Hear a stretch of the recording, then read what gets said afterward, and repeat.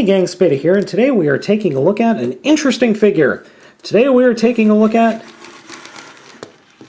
Megabolt, Megatron from the Robots in Disguise toy line.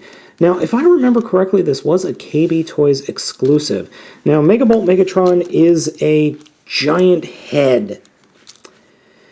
Yeah, I really can't make that up. It is a giant flying, crawling head. It's got a gimmick in the toy where there are some treads, or not treads, but wheels under here, and when you push it down on the ground, it makes the legs move. Now, this figure was based off of the giant flying head mode from Beast Machines, or the giant flying head mode that appeared in the Season 2 of Beast Machines. It does have a gimmick where if you push on the Viacon symbol, it will open its mouth and shoot the missile out of its mouth. Pretty cool. Otherwise, the red missile just looks like he has a giant tongue in there somewhere. Okay, so transformation into robot mode is a little weird. Now, before we get into that, I do want to mention that, one, this little helmet here continues to want to pop down, and that goes over the robot mode's head.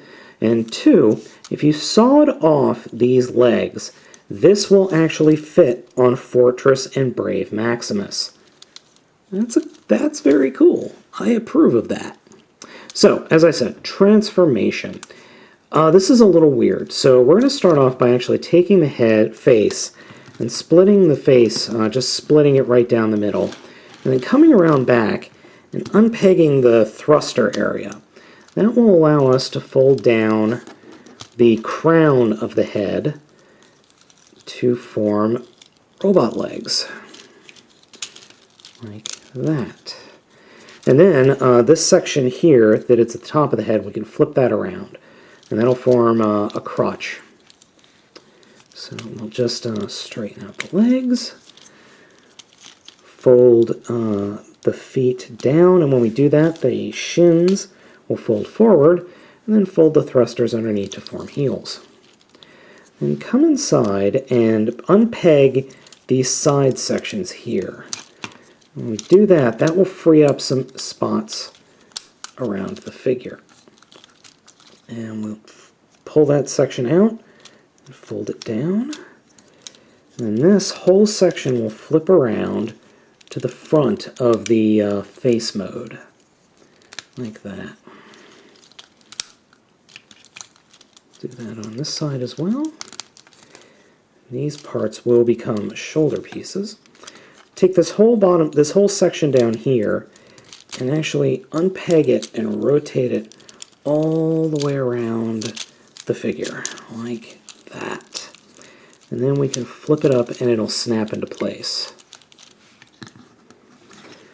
And I apparently broke, oh nope, didn't break the hand off. Fold the hand out there. And then fold the...